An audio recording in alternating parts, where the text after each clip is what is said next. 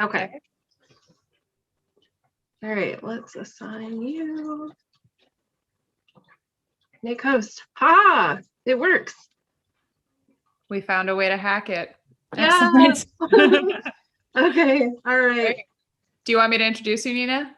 Oh, yeah, sure. Go for it. Hello, everyone. We are here with Nina LaBrosse, who is going to help us craft a sweet jar today. Nina has been our kids and family activities coordinator for Puget Sound Pagan Pride for 4 years, and she's awesome. So I'm excited to see your sweet jar, Nina. Oh, thanks, Rachel. Hi, everybody. As she said, my name is Nina. I am the kids activities and crafts coordinator. I have been a practicing pagan for close to 25 years. I love probably the most the hands-on activity.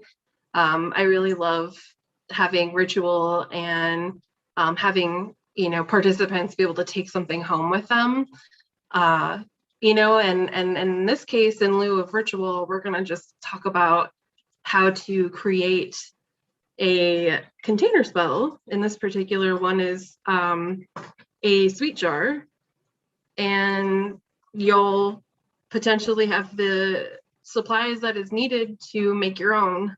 And you can make them for your friends, you can make them for yourselves, as long as everybody has consent, which today I'm actually going to be making a sweet jar for one of my best friends, Heather.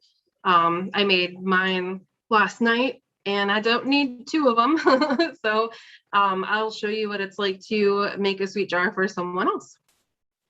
So I'm gonna go ahead and adjust my screen so that you can see everything that I'm gonna be working with. So just a little bit of history about container spells.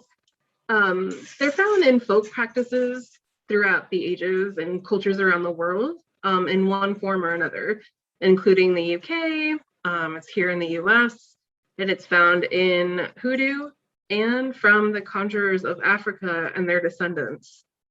In 9th century Africa, bottle trees were constructed to ward off evil spirits who would get trapped in bottles dangling from tree branches if they came too close. This practice was brought to the US by those who were enslaved and are still found throughout the southern and Appalachian regions of the US. For Latin America, amulets or charm bottles were filled with herbs, icons, holy oils to beseech the help of spirits and saints, kind of a little Catholic flair on that. Medieval England, witch bottles were crafted by healers known as the cunning folk. Some of them, the most probably well-known is a witch bottle filled with different fluids, urine being one of them, vinegar, sharp objects, tangled string, and they were used to ward off curses, to confuse and distract malevolent spirits, and to protect the home. More often hidden throughout the home in walls, under flooring, inside chimneys, and buried in gardens. For the rest of Europe, European Black Book magic guides practitioners in the creation of spell jars based on spirit theory of magic, which is a belief that, in a nutshell, belief that magic is fueled by, with, the essence of, and bonds between spirits. Vessel spells target spirits to trap and work based on the essence of spirits of the practitioner or client. And interestingly, the buried bottles act as decoys to attract malevolent magic and harmful spirits.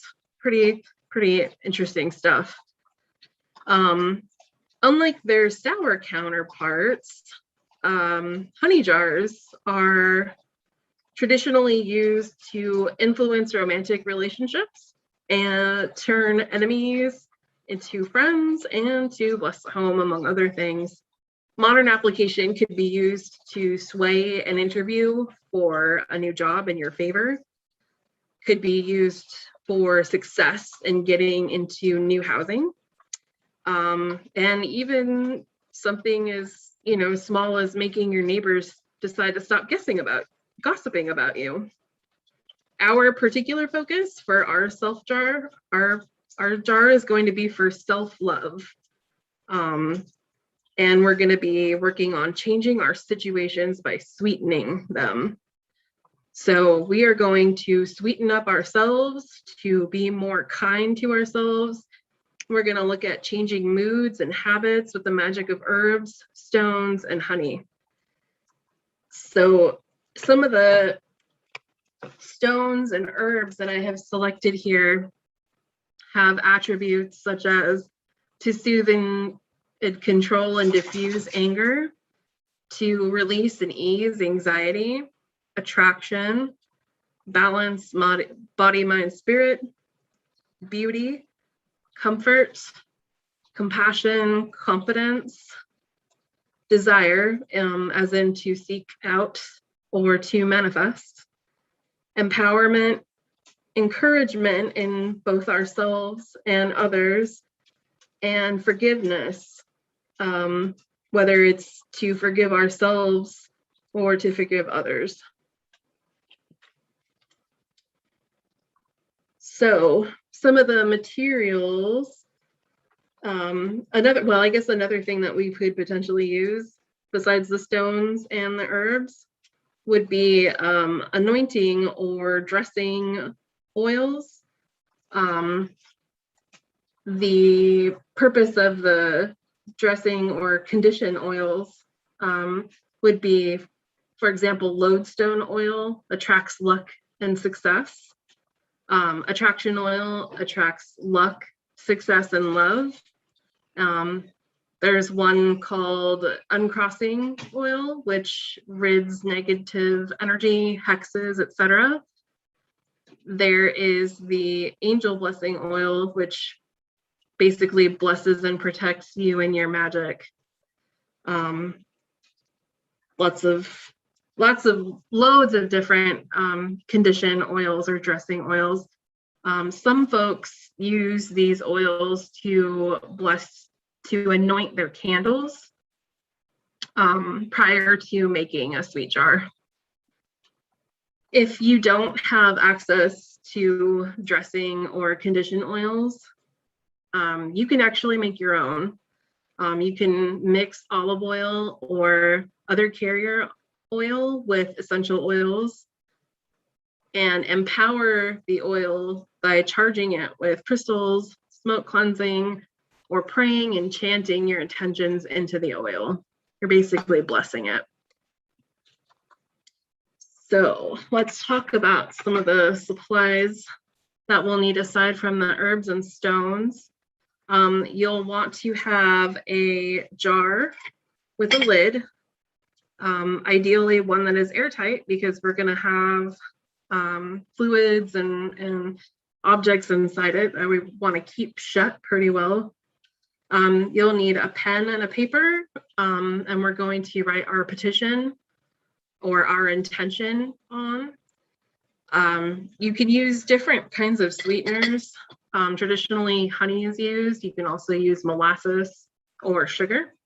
One of the things I really love about witchcraft, it's using what you have available to you, using the tools and items that are available to you in your everyday life.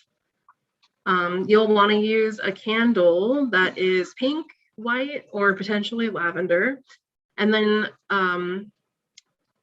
personal effects are also very common to use. This can come in the form of a strand of hair, a photo, condition oil, or your blessed olive oil, or other carrier oil, jewelry, fingernail clippings, and other bodily fluids. So the herbs that we are gonna look at using today are basil, rose, jasmine, chamomile, yarrow, cinnamon, wormwood, rosemary, and vanilla. And the stones that we're going to look at using are angelite, garnet, tiger's eye, hematite, howlite, and rose quartz. And I will be posting more detailed information on the Puget Sound Pagan Pride Facebook page if anyone would like that list of ingredients to look at rather than me speak at it. So I think what we're gonna do is, to get started here, is we're gonna first bless and consecrate our jar. This thing, it's a mundane object, and in cleansing it, we make it sacred. And that's kind of, to me, what witchcraft is all about, is taking the mundane and making it sacred. So this is a mugwort wand. It's also got some various herbs in it for smoke cleansing.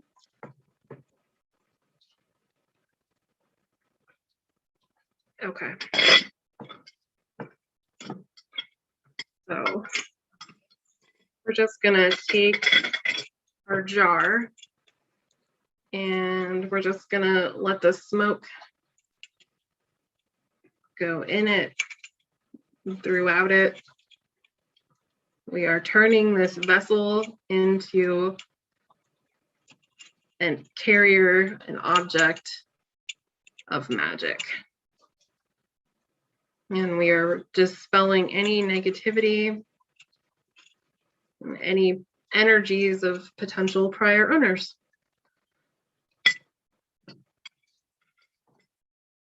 Please always keep your burning smoke cleansing wand or stick somewhere safe. Let's not burn ourselves or set anything on fire. Okay, so let's start with the written petition.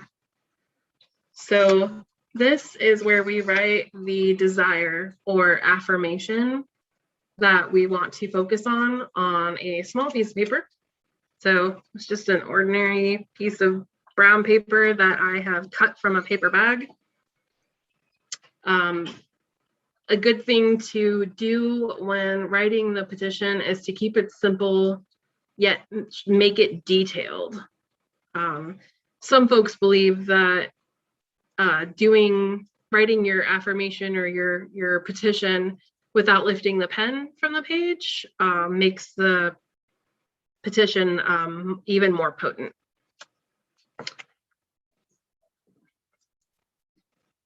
So what affirmations might one want to use for this? Well, so I've got a couple of examples. Since we're focusing on self-love, you can do something along the lines of, I love myself with the love I expect from others. I am a creation of beauty. My thoughts of and to myself are kind and loving. I am sweet to myself. I am gentle with myself and my mistakes. And you can even do something along the lines of releasing and clearing space for more sweetness. So you could say, I release myself from the weight of my regrets. I am worthy of respect and acceptance. Or I love my body for all that it does for me. So since I am making this jar for my best friend, I've asked her for her affirmation. So I'll go ahead and write it out on my little piece of paper here. And hers is, I honor my body and spirit.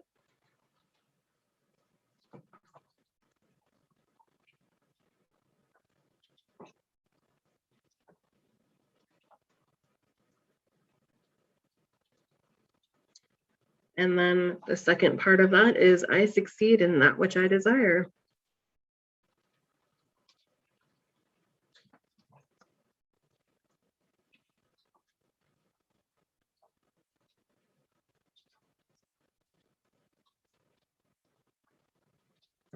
Right. So you can either now take your affirmation and put it directly into your jar as it is. Some feel that folding the paper a certain amount of times in correspondence with numerology adds to the potency of your sweet jar. It is entirely up to you. Witchcraft is very personal, and it's all about what makes you feel as though this is going to be the most successful. If I wanted to, I could fold this 3 times. Well, I could try to fold it 3 times. Let's find out. So I'm going to just fold it towards myself once. Then I'm going to rotate it clockwise. And I'm going to try to fold it twice. And then again, 3 times. Okay. I'm going to set that to the side. The next I'm going to do is we are going to mix the sweetener. I am going to add it to a liquid just because I don't want to use an entire jar of honey. I'm a practical person. I have here some moon water that I made this summer from the flower moon, and I feel like this is going to be really good for efficacy for this particular spell. So I'm going to just add my moon water. And the reason I'm doing this on a plate is because it's a fireproof surface, because we are going to be using fire. Oh, and this jar actually brings me to another good point. If you are going to be using a jar which has a metal lid, to avoid corrosion and potential damage, rust, etc., you might consider putting a barrier between the lid of your jar and your jar. For example, I used a piece of saran wrap. Okay. All right. So I have elected to use honey. It's just something that I really prefer. This is ethically obtained honey from here in the Pacific Northwest. It's natural, it's raw, and the proceeds of the sale of this thing went directly to the people who cultivate the bees and their support of pollinators. So I really like using this honey for that particular reason. So I am going to add, I think I'm going to add 3 spoons of this honey, just because the number 3 has significant meaning to me in my craft, and as it probably does for lots of people. So there's 1.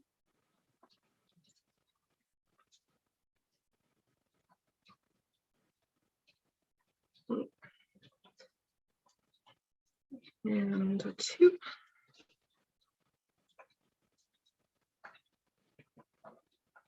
It's really, really lovely because the honey has turned the liquid this beautiful golden color.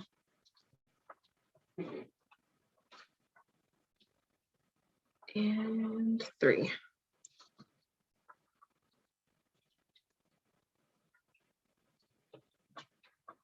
Okay. So I am going to take this moon water and honey, and I am going to stir it clockwise.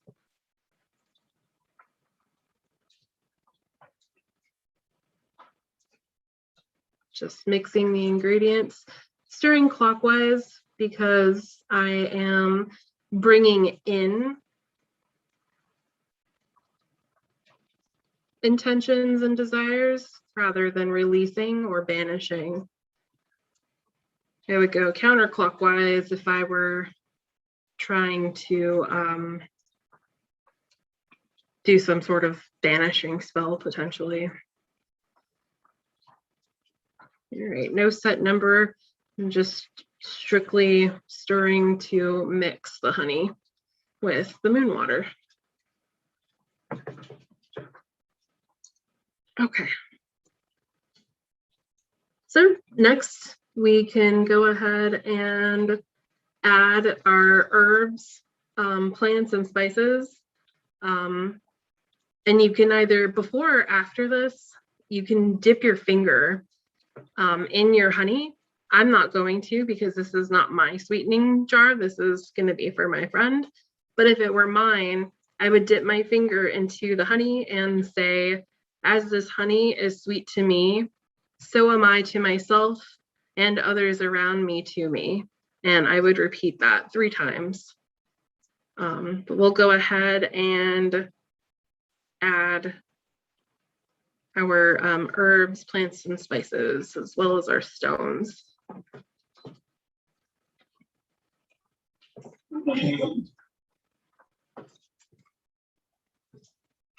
We'll start with our stones. So I'm going to use angelite because of the properties of self-acceptance, soothing anger, and self-work. And then I'm just going to drop it in the jar. We're going to use garnet, raw garnet here. I don't know if you can see that. It's just a itty bitty little thing, unfinished. Some of the properties of garnet include ambition, self-confidence, personal power, imagination. So we're gonna imbue this sweet jar with those properties. Next, I have howlite. We'll use howlite to ease anxiety and to be able to effectively express our emotions. I feel like that's something that everybody can use a little bit of improvement on, is to stay in control of our faculties when things get tense. So we definitely want to add some of that. This is it's a larger piece. You don't have to use big pieces.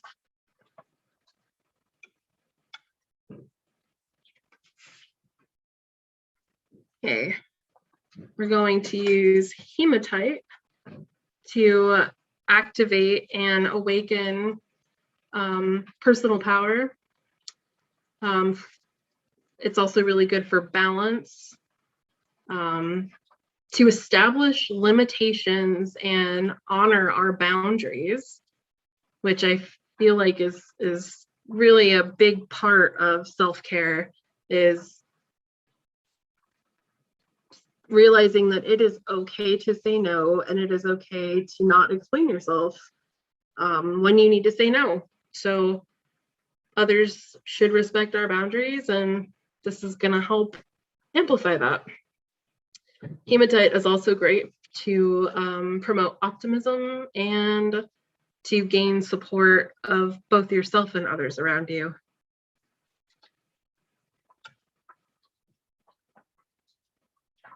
We are going to use rose quartz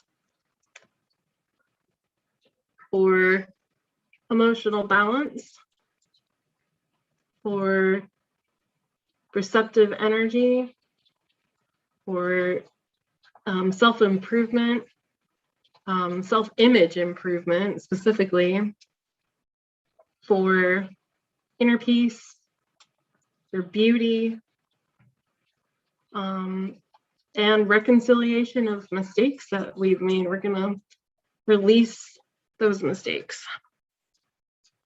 So I'll go ahead and add that.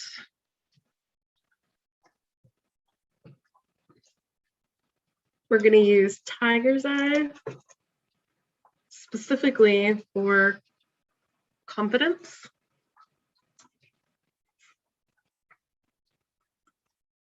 We're going to use it for empowerment,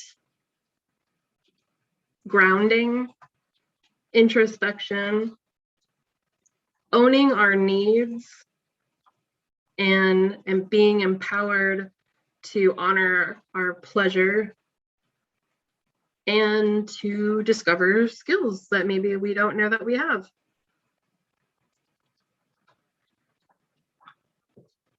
Okay, that concludes our stones that I'm going to use for this jar. Next, I'm going to use herbs, plants, and spices. So I'm going to add basil. Basil can help us heal from relationships. We're going to use it to break any possible hexes that might be on us. We're going to promote a peaceful home with it. We're going to inspire a clear mind, yet we're going to have mental stimulation.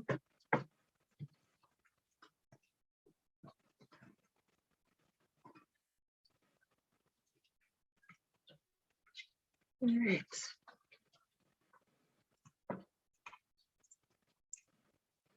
Next, we're going to use chamomile. And chamomile I really love for its properties of easing anxiety, promoting calm. We're going to use it for our intuition and inner peace and emotional security. Big one. All right, I said that witchcraft was about using what you have. So just busted out some cinnamon from my cupboard because that's what I had. We are going to use cinnamon to inspire action where needed, to establish our own sense of authority over our lives and our sovereignty over our bodies. We're going to use it for inner balance, desire, illumination, justice, knowledge, longevity, and to own our magical power, as well as defensive and sex magic.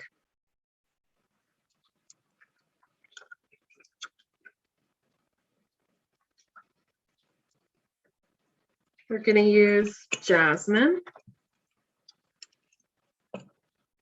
to enhance our attraction, promote emotional balance, beauty, grace, imagination, sensuality, and well-being.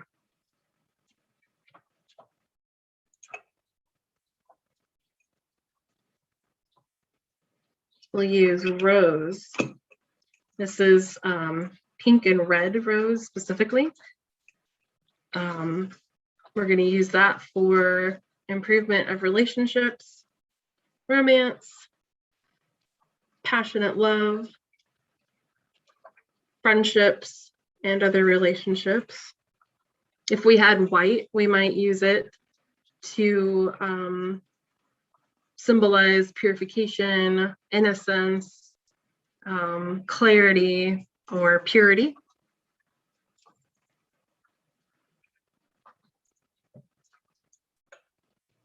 And then one of my favorite all-purpose herbs, rosemary. I can't think of what it's not good for, really. But we're just gonna stick with a couple of properties.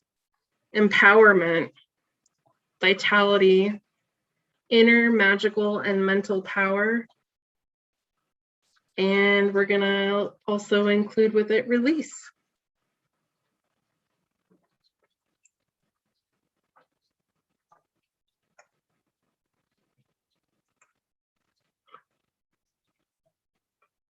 All right, back to my kitchen for some vanilla. We're going to use vanilla for desire, improvement,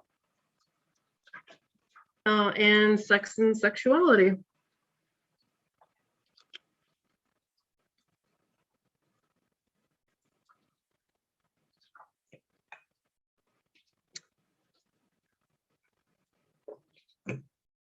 We're going to use wormwood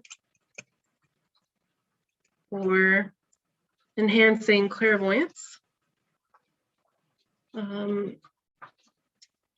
endurance, increasing endurance, for guidance on our path, for power and transformation, as well as to improve our personal skills. And it's also good for protection against enchantment. Good for a lot of things, really. That's just some of them. And then last but not least, we are going to use yarrow. And this one is going to be great for the properties of self-awareness, new beginnings, confidence, cosmic and spiritual energy, healing, and emotional strength. All things that I feel are great for self-care.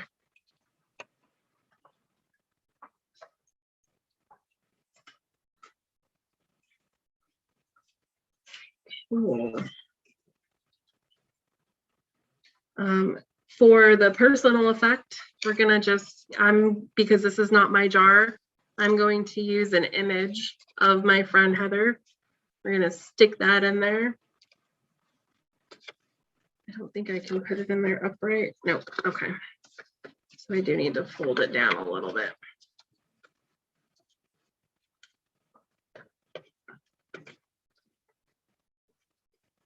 Okay.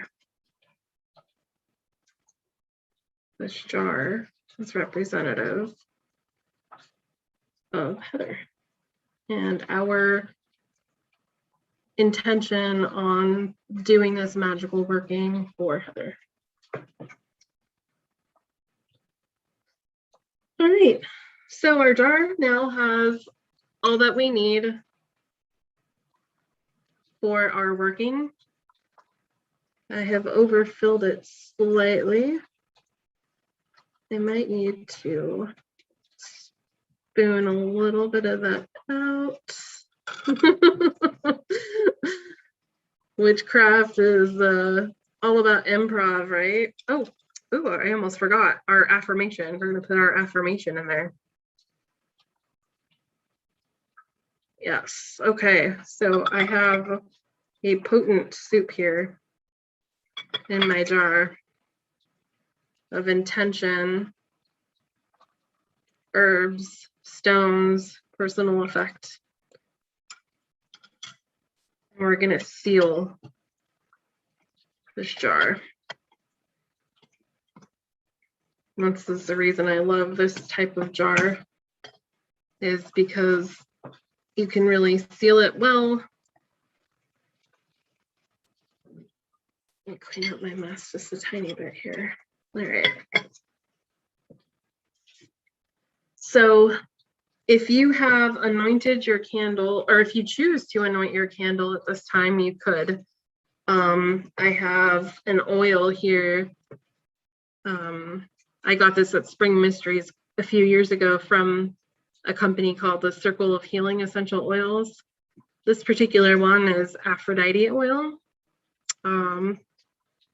It blends really well with pheromones, and it's got essential oils such as sandalwood, sage, yarrow, a lot of the stuff that we already put in here, lang-lang, geranium, and then a carrier oil is jojoba. I am not going to use it at this time because we have a lot of really powerful intention here in this jar. But if I felt like I needed a boost, we could add the condition oil or the dressing oil, or your own blessed oil that you've made.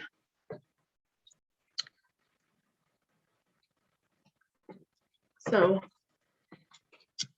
you burn your candle atop your jar, and you let the wax run down the edges of the jar if you like to seal in your intentions.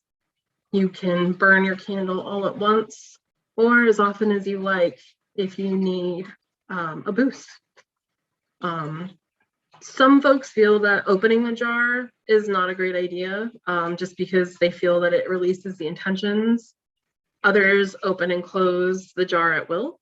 It's another one of those things of do what feels right for you. Another thing to note, if the jar cracks or leaks, or things begin to maybe grow mold, it's a good time to get to dispose of your sweet jar and make a new one. If it has items that you want to keep, you can rinse and cleanse as you see fit. For example, in mine, I put a ring that I wore for quite a few years.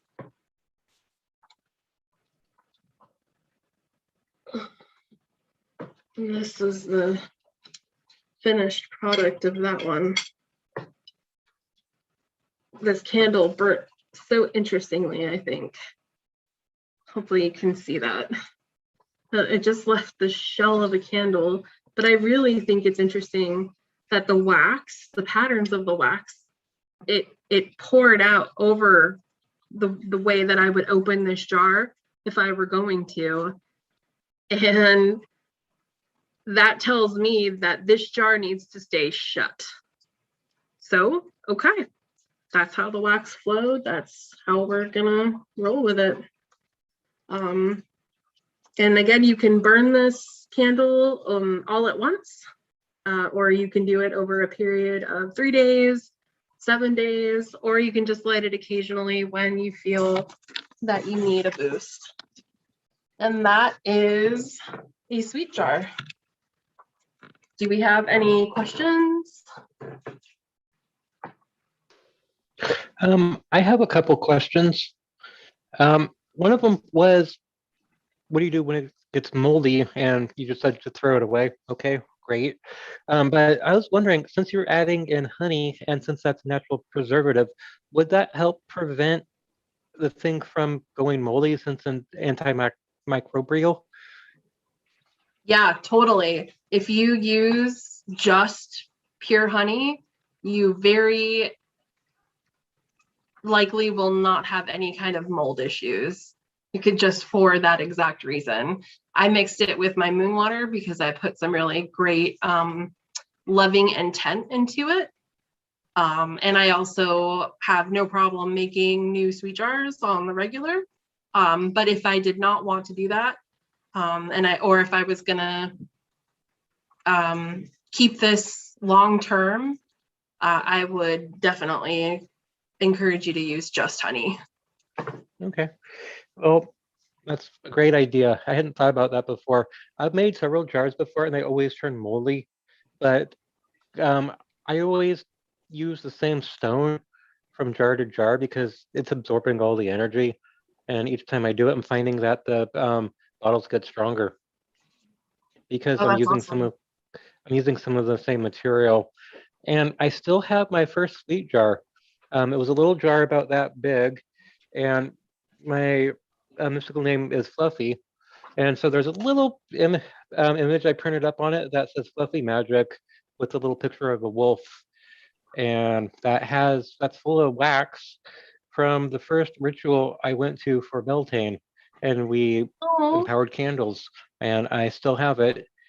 And it has written intentions in it and all sorts of stones and things. And every now and then it resurfaces. oh my gosh, I love that so much. Yes. Yes, imbibe it in the energy of Beltane. So that's kind of Hmm. a fun jar then, yeah. Hmm. Yeah, and I thought the candle was perfect because it was a sweet jar and it's Beltane. It's all about love and prosperity. So I figured that would be the perfect catalyst for everything I was doing. I And love it. yeah, thank We you. do have a question, I believe, from Andrea. Yeah, Go ahead. just a quick one. I'm always curious because when you bless your candles, do you have a set way of doing it or do you improv each time with the oil? some practitioners are really all about tradition and about having a very specific way of doing things. I find that I do tend to improv just because I feel like every jar is different. And so if I'm going to bless a candle, I'm not going to use just kind of a one size fits all. I definitely have very focused intent on my anointing oil and my candle. I'm big into the improv when you're doing things like the oil, because everything in the tradition I was taught, you're supposed to personalize everything you do, and that's yet another way you personalize it. So I love that answer. Yes, I agree. Do we have other questions? Let me look through the chat here. It does smell wonderful. The candle is coconut wax. And so I've got the scent. It's got just a very faint scent, but then I've also got the really lovely like smells of the different herbs that I was sprinkling into the jar. And the honey is such a strong, really amazing, heady scent. I love it. It's a very pretty smell. I agree. And it's definitely messy. My fingers are a little bit sticky. Oh, thanks, Lene. All right. Do we have any other questions or comments? Well, I have a comment. Not everybody can use oils because there are people who have neurological problems with oils. So just to remind people, you can always, the nice thing about witchcraft, do it yourself, improv. So if you have a problem with those scents, don't use them. Do something else that works for you. So that was my only little comment to add, because sometimes people get too caught up with oh, but I saw this person do this. And you really have to know yourself, and you really have to change it for your own self. And that was my only comment. I totally agree, Andrea. Yeah, I think that it's super important to just do what works for you. And I love the way that you demonstrated it, Nina, because I think you were very good at talking through your process and showing us that the inspiration can come at the moment. Yeah. Definitely. For those of us that thrive on pressure, having inspiration hit is kind of like, while you're in the midst of doing the thing, is a familiar feeling for sure. And you can always personalize everything that you do. Witchcraft is very personal. I probably say that a million times, but it's really your intention that puts forth that energy into the world, into the universe, and ultimately attracts that energy back to you. So if there is something that you are allergic to, or that you might have a sensitivity to, whether it's the fragrance or the substance coming in contact with your skin, whatever it could be, for like, there's a rubber dam sort of thing on the sealing jar and you've got an issue or an allergy to it, use a piece of saran wrap instead of that rubber, or use an unscented candle, or use soy wax instead of coconut wax. Use sugar instead of honey if there's an allergy to anything relating to bees. I have a friend that is allergic to rosemary, poor thing. But there are lots of other herbs that have, the properties that one would want from rosemary. So it's so customizable and so personal, and really it's your energy that you're putting into it, and your energy carries your intent.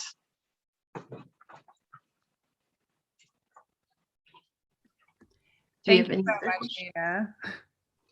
Yeah, you're welcome. I'm glad this thing went all right. I totally expected to be done with like a full half hour. So that went well. I guess I did the thing. Cool. Yeah, definitely. Well, Well, thank you And so the- much. And I On the think shot on your hands, and the jar was so perfect too. You could see everything great. That was lovely. Oh, yay. Good. Good. I didn't want my face to be the focal point because what's happening, the magic is happening down here. So Yeah, your camera angles were great and your lighting was great. I won't start geeking out about all that stuff.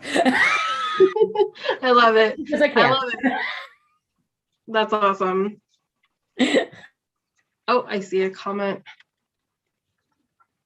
I really like the focus to use what you have, and who knows what you will come up with. Yeah. Yeah, totally. So personal. I do want to, though, on the other hand, suggest that using things that have cultural significance to you also makes it stronger. So yeah, use what's in your own, but you know your own culture. So in your culture, this thing may mean a certain thing. Absolutely tap into that too. It's kind of both. That's what our ancestors did. They had a cultural context, and then they used symbology within that cultural context. Yes. Don't start me on comparative anthropology. You'll never stop me. No, it's such a great subject. We can have a whole nother, maybe you can tell us a class, do a class for us on it next year. Sure, no, I'd be happy to. I know about 25. I've been studying it for over 20 something, 40 something years, something like that. Something like that. Just a little. That's so awesome. Yeah, I am Egyptian and Turkish. And so I would use, cardamom, I would use coriander, things like that are culturally significant for me. So yeah, I mean, and somebody else that has roots in, say, the Emerald Isles, I don't know, maybe potato flakes. Well, and for example, if you're from China, you would use red as being good luck. If you're from an African, most African tribes, because you can't talk about them, there's a lot of differences, use white for death. So Yes. really tap into your ancestral or what's meaningful for you right now is your cultural, because that gives you an extra boost to that personalized magic. Just throwing that out there. Absolutely. Yeah. And for my own personal jar here, I did a lot of banishing of regret and cleansing of bad habits and such. And so for me, it was the death of those habits. And white to me is a color of death. It's not for a lot of other people. But Not in our culture, it's the opposite. It's black. yeah. So again, there's that personalization.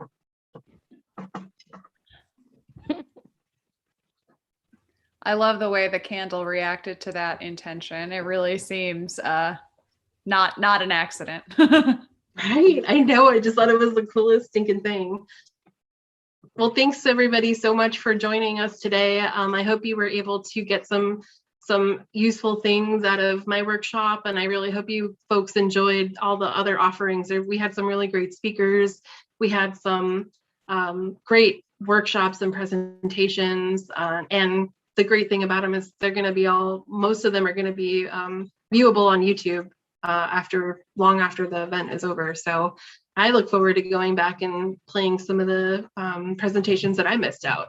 So, well, thank you so much, everybody. And I think we're going to wrap up with the closing ceremony or the closing parting. Yeah, I was just going to say that I think the last thing that we have on the schedule is our 5:30 closing ceremony, which will be hosted by Lawrence. Yes. All right. All right. Thank Cool. you. And I will see everybody there. Yep. Bye, everyone. Thanks again, Nina. Oh, yeah, Lawrence put the link in the chat. That's great. Thank you. Yeah. All right. Thank